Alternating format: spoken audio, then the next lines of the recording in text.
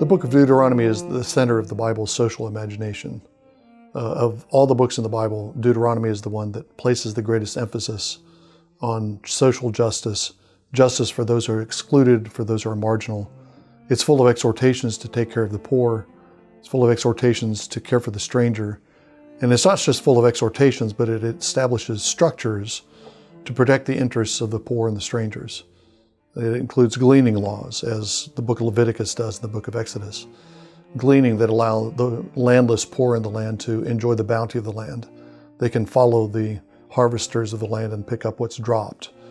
Scrumping is also permitted in Deuteronomy. That means that if you're walking down a road and you see a vineyard and you're hungry, then you have the right to take some grapes from the vineyard and eat them, even though that land doesn't belong to you, even though the vineyard is not yours. The vineyard bears fruit for everyone. Deuteronomy has extended laws about the limits of slavery and the rules concerning bondservanthood. The Sabbath laws are very extensive in the book of Deuteronomy, giving rules about how the Sabbath is to be extended to slaves and to others. And all of this social imagination comes to a climax and to a point in the rules concerning festivities in Deuteronomy. Deuteronomy lays out the very same three feasts that the other books of the Pentateuch lay out. There's the Feast of Passover and Unleavened Bread. There's the Feast of Pentecost, and there's the Feast of Booths. Those are found in Exodus. Those are also found in Leviticus. But in Deuteronomy, the accent is placed on sharing those meals with those who are marginal to Israel.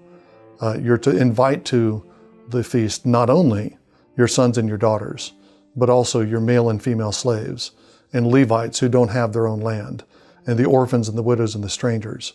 That's reiterated for the Feast of Pentecost. It's again reiterated for the Feast of Booths or Ingathering. And the feast becomes one of the main ways that Israel extends the kindness of the Lord and the bounty of the land to the marginal. And that's a crucial principle for our understanding of what the Eucharist is all about. At the Eucharist, Jesus welcomes all sorts of conditions of men. He welcomes slaves, he welcomes the poor, he welcomes orphans, he welcomes widows, he welcomes the wealthy, all who want to come and receive the bounty of Jesus. He offers them food, bread and wine for all. And in that way, the Eucharist becomes a model of Christian charity for us. This is the way Christian charity should look, not throwing money at a distant need, but rather sitting face to face with those who are in need and sharing a meal with them.